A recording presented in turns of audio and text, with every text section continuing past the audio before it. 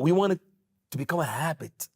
We want to start having dhikrullah on our lisan, on our tongue, each and every moment. When whatever happens with us, Usama, we should have some type of dhikr. Yeah, it takes a training. You have to train yourself. The Prophet sallallahu alaihi wasallam said, "Ala inna fil jasadi mudgha, idha saluhat, saluha al jasadu kullu, wa idha fasadat, fasada al jasadu kullu." Verily, there's a piece of flesh in the body. If it is rectified, he's talking about the heart. If it is rectified, the actions emanating from the body are rectified. And if it is not rectified, the actions emanating from the body are not rectified. And he says, verily it's the heart, verily it's the heart, verily it's the heart. So that's the name of the game. How can you be present with Allah in every single moment so that you submit to His command? In order to fulfill Allah's command in the present moment, you have to be aware, you can't be distracted. The biggest deterrent to dhikr is thoughts. People are very distracted with thoughts. Left, right, they're worried about their livelihoods. What am I gonna do? What am I gonna eat for lunch? They're always time traveling, but they're traveling in their heads. Very few people, and you notice nowadays when people sit together on a round table with their phones, you know, they're talking to each other, they'll talk, and then, you know, they'll grab... about me. Yeah, pretty much. Literally, this is a message to me first. Totally talking about... And man, you know why you bother me? Yeah. This guy... I bother... Tell me, no, the first is I bother you. Yes. And then what you do is you stop talking. You piss me off, man. When do I stop talking? When you see me on the phone, khalas, you're like, I'm like, go ahead, talk. You're like, no, man, you're on your phone. Because Allah never... لم يجعل الله قلبين في جوف رجل. Allah subhanahu wa ta'ala, you only have one heart. Multitasking is one of the biggest jokes. You can't truly multitask. If you're on your phone, yeah, if the minute you're hearing me, you're actually not with what you're doing. You're just in a mode of routine, so to speak. You're on autopilot. But in order, and one of the adab, I also think, is to give someone your undivided attention. Who are you talking to, bro? I'm talking to you. Seriously. Bro, who are you talking to, man? The Prophet ﷺ, whenever he would talk to someone, he would give him his full attention. One of the adab is to actually turn your entire, not just attention, but your body towards it. Yes. In fact, some of the scholars say that, you know, when Rasulullah ﷺ would be with someone in a room, that person will feel like he's the only person in the world. That's how he would feel around Rasulullah sallallahu alaihi wasallam, because he would give him that attention. But because we live in the age of the iPhone and smartphones and all this technology, everybody's suffering from ADD. Everybody's distracted. We're being pulled in so many different directions. So it requires a training. You have to train yourself to connect the tongue with the heart. It takes some time and effort. So we got to put some time in this. Absolutely. Especially nowadays.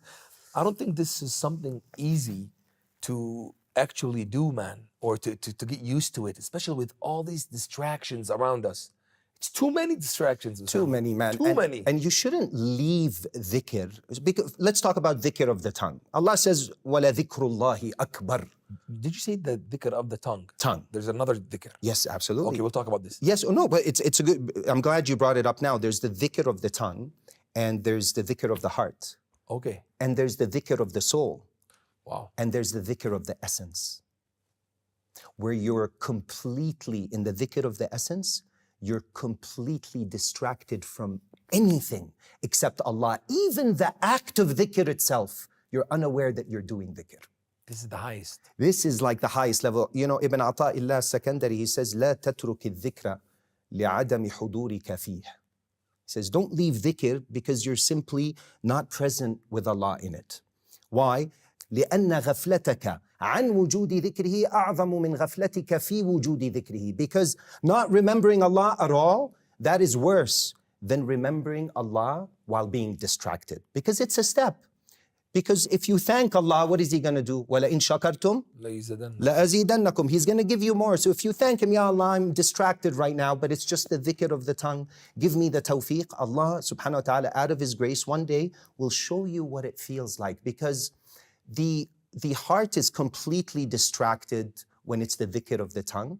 Your mind is all over the place when you're doing dhikr. Do you feel, Usama, the dhikr of the tongue, we got used to it?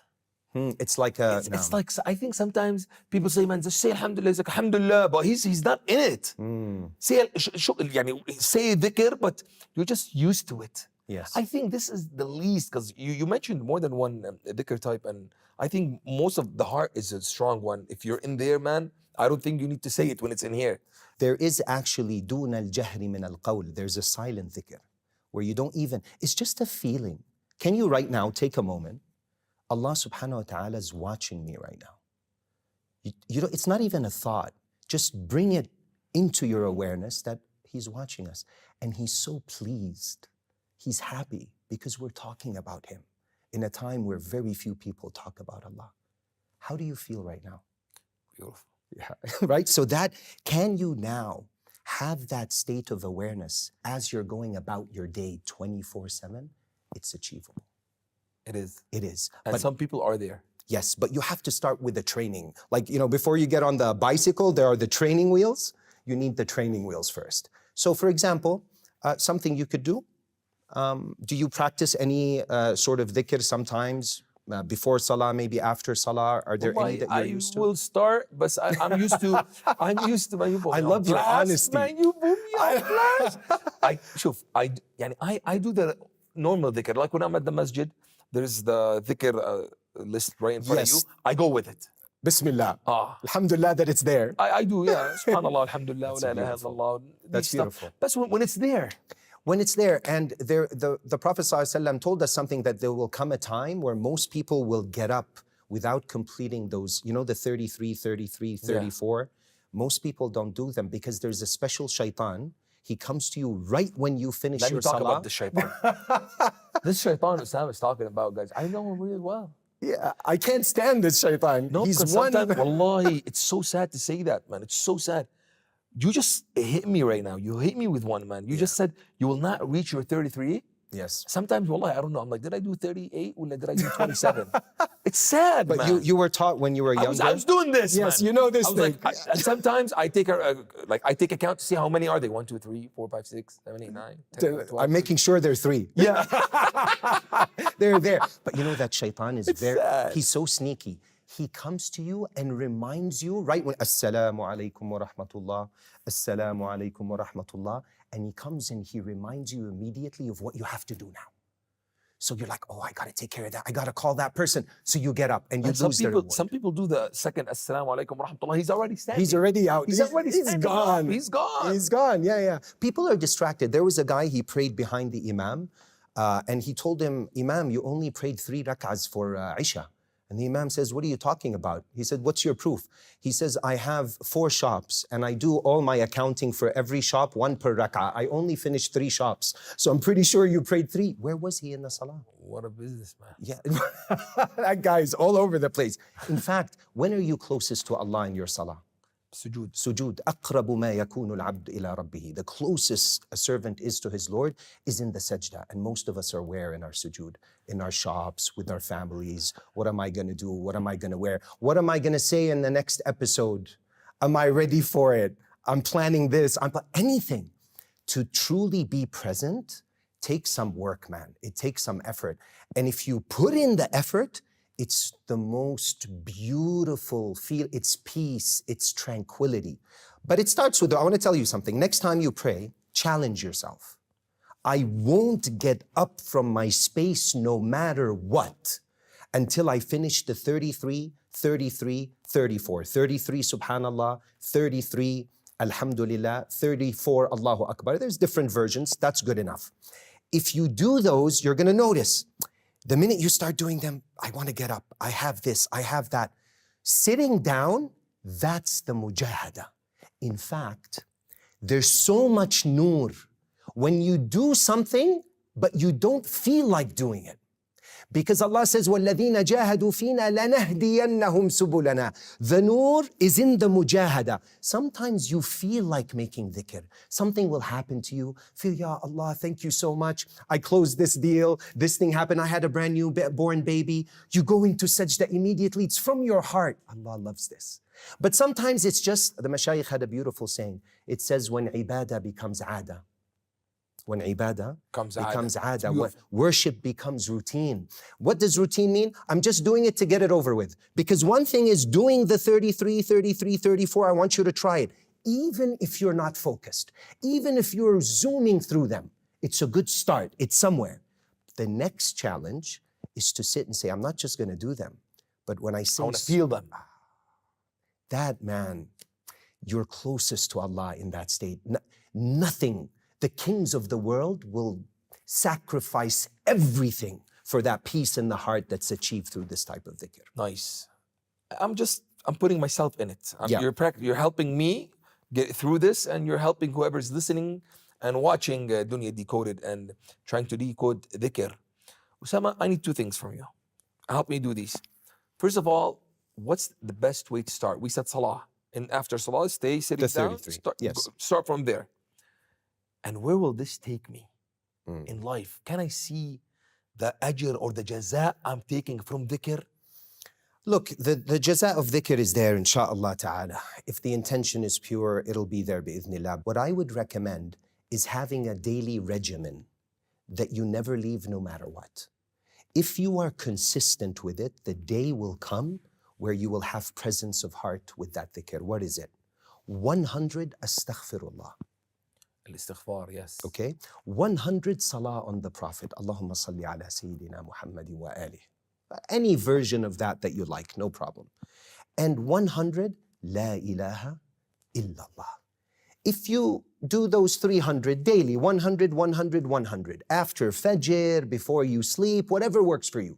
But you have a system, and not only that, not while you're walking and multitasking, right? You're talking to someone, you have your subha, that's routine. But to really make wudu, face the qibla, and that's a mujahada.